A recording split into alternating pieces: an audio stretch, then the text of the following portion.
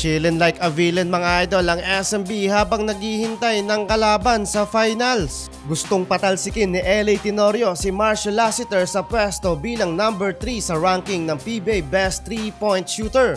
Coach Tim Cone may banta para sa Game 6 ng Ginebra kontra sa Meralco Bolts. So ayun nga mga idol, sa Game 5 ng semi sa pagitan ng Meralco Bolts at Barangay Ginebra, nakuha yan mga idol ng Gin Kings ang laban sa score na 84-89. Grabe dun mga idol yung buhat mode ni Christian Stand Hardinger kung saan nakapagtala siya mga idol ng 34 points, 10 rebounds, and 5 assists while shooting 12 of 17 from the field. Sa kabila mga idol, nasayang ang buhat mode na Chris Newsome with 17 points at 18 points naman para kay Chris Banchero. Masyadong mainit yung ginawang play ni Banchero mga idol, 4 of 7 from the 3-point line. Yun nga lang, daming nasayang na field goal, shooting 7 of 20 from the field. Dahilan para matalo sa Game 5, and as of now, hawak ng Barangay Ginebra ang advantage sa Game 6 na may 3-2 record sa series. Pero walang balak mga idol si Coach Tim Cone na paabutin pa ng knockout game ang serye dahil balak ng Barangay Ginebra na tapusin ang laban sa Game 6 ngayong Miyerkules. Kung sakali dahil bilog din ang bola mga idol at umabot pa ng Game 7 ng semis, last game nga mga idol gaganapin sana sa Batangas. Pero pinaunahan na yan mga idol ni Coach Tim Cone. Humingi na siya mga idol ng tawad para sa mga Batanggenyo. If ever daw kasi mga idol, balak na talaga nilang isara ang serye at campaign ng Meralco Bolts this season. Samantalang mahabang bakasyon mga idol para sa roster ng San Miguel Beermen matapos nilang masweep ang rain or shine sa semifinals, at waiting sila mga idol kung sino sa Ginebra at Meralco Bolts ang kanilang makakasugupa sa finals.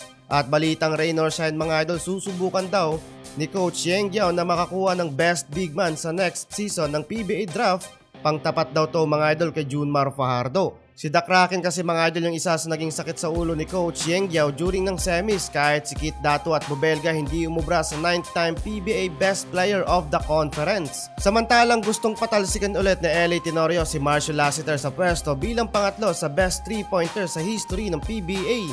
Sa Game 5 ng Meralco Bolts at Gin Kings, pumukol si Teniente ng nag-iisang 3-pointer para may dikit naman ang record niya kay Marshall Lassiter. Nakasalukuyang may 1,224 at 1,221 3-point made naman para kay Tenorio. Matatandaan mga idol na ilang linggo lang nakalipas nang makuha ni Lassiter ang rank 3 sa best of 3-pointer mula kay LA Tenorio. Ang top 1 and 2 mga idol ay retired player na sa PBA na sina Alan na pang rank 2 with 1,242 at 1,253 point made naman para kay Jimmy Alapag at kasalukuyang rank 1 sa best 3-pointer. Sa sitwasyon mga idol ni LA Tenorio, may rumored na malapit na din tong mag-retired at mabibigyan daw ng posisyon sa officiating official ng Barangay Ginebra. Samantalang sa 37 years old naman na si Marshall Lassiter, may pag-asa pa mga idol na masungkit niya ang top 1 sa best 3-pointer sa buong liga ng PBA. Will it be Barangay Ginebra versus San Miguel Beermen sa finals or Meralco Bolts ang sasagupa sa defending champion?